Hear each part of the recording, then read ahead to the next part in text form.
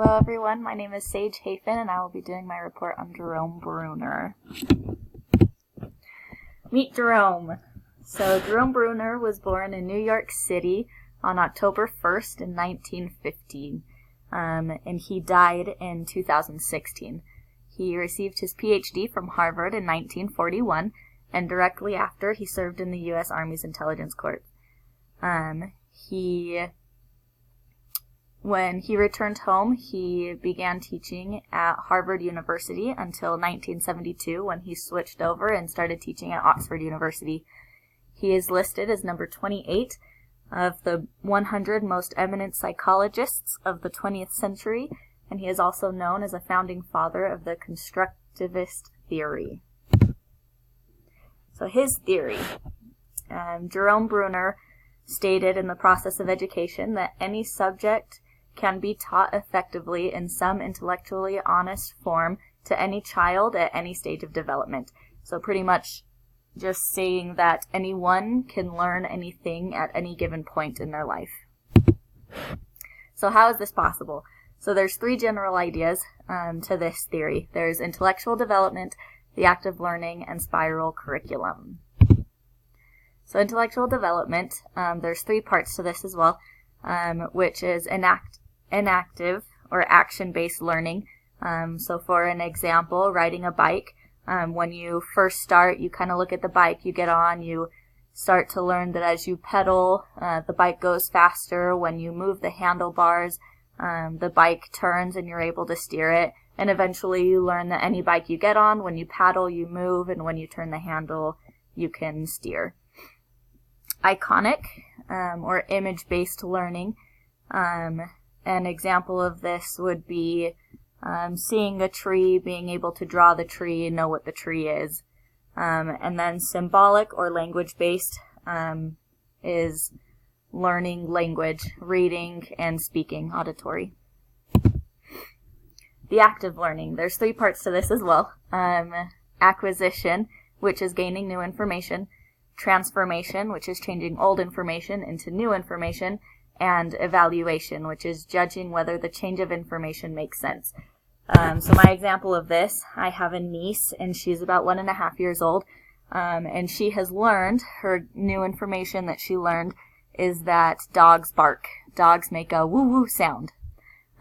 So since she's learned this, she's changing that old information into new information, transformation, by deciding that every animal that she sees, whether it's a dog, a cat, or a bird, she believes that it makes a barking noise as well, and will say that or make those noises every time she sees an animal. And the evaluation is us helping her understand and learn that this change of information doesn't really make sense, because cats don't bark, they meow, and birds chirp, and so on and so forth. Spiral curriculum is the third aspect. And Jerome Bruner once said that a curriculum, as it develops, should revisit basic ideas repeatedly, building upon them until the student has grasped the full formal apparatus that goes with them. So the spiral, at the bottom of the spiral, it's new content, and it should be more simple information. As the spiral begins to grow and go up, the student is learning more information and revising the information that they know about the subject until they're able to master the information that they're given, which is at the most difficult peak of the information. My attempt of being funny is this meme. I always thought it was entertaining. It says that elementary school teachers teach that there's a basic understanding of history and how the world works. The high school teaches that actually that's not quite right. Everything is actually a whole lot more complicated than that. Colleges, everything you know is completely wrong, and the History Channel just wants to teach about aliens. So that's a very bad example of the spiral curriculum. So a major contribution that Bruner gave to education was the concept of scaffolding. This is basically the same as you would think of a construction site. Scaffolding builds on the understanding that students learn in many ways. They build new knowledge based on prior experiences and knowledge, so building up that building.